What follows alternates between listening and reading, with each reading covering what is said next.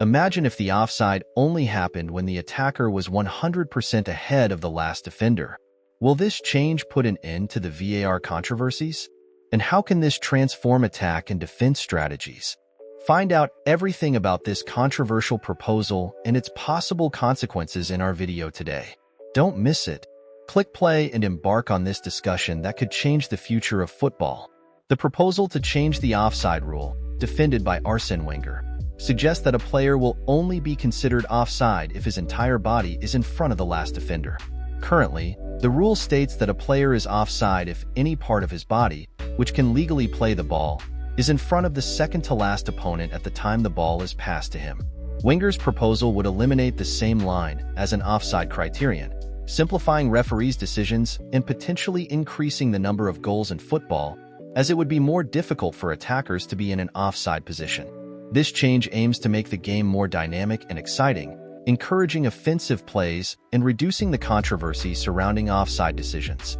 The change in the offside rule, as suggested by Arsene Wenger, could reduce discussions about millimeters in VAR, as by requiring the player's entire body to be in front of the last defender to be considered offside, it would eliminate many of the cases in which the analysis is done for a few millimeters. However, this change would not completely resolve the issue. The precision of the human eye and technology would still be required to detect offsides, especially in high-speed, fast-moving situations. VAR technology would still need to be used to check players' position in relation to the last defender, ensuring the rule is applied correctly. While the new rule may simplify some decisions and reduce the number of controversial cases, the need for advanced technology and well-trained referees will continue to be crucial to the fair and accurate application of the offside rule. The comparison of the proposed change to the offside rule with the recent change to the goal kick rule is pertinent. When the goal kick rule was changed to allow passes within one's own box, it had a significant impact on the way the game is played. This change allowed teams to develop new strategies for releasing the ball, focusing more on possession and building plays from the defense. Teams began to involve more players in the initial construction phase, promoting a more technical and controlled style of play, which seeks to involve the entire team in the transition between defense and attack.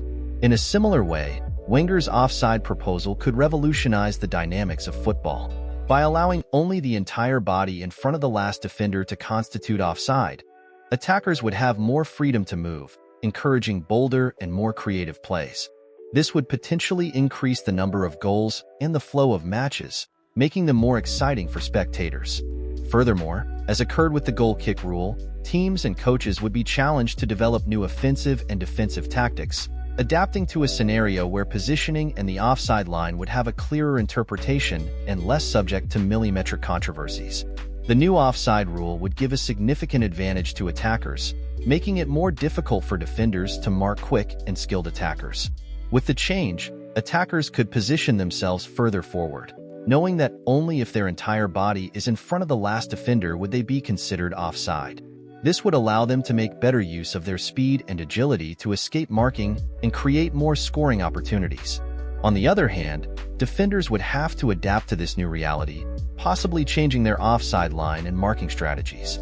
They would need to be even more alert and coordinated to prevent attackers from positioning themselves in dangerous areas.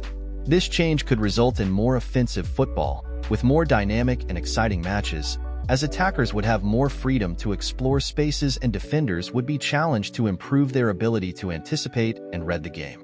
The new rule could promote a different balance between attack and defense, encouraging a more open and aggressive style of play. Implementing the new offside rule, where a player is only considered offside if his entire body is in front of the last defender, could force defensive lines to retreat further. With this change, defenders would have to adopt a more cautious stance, retreating to prevent quick and skilled attackers from taking advantage of the space left behind them. This need to retreat could reduce the effectiveness of high pressing, a strategy widely used to force mistakes from the opponent in their own half of the field.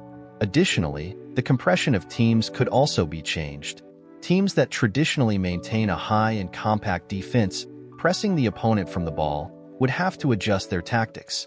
With the defense lines further back, the space between sectors of the field would increase, making it difficult to maintain a compact team.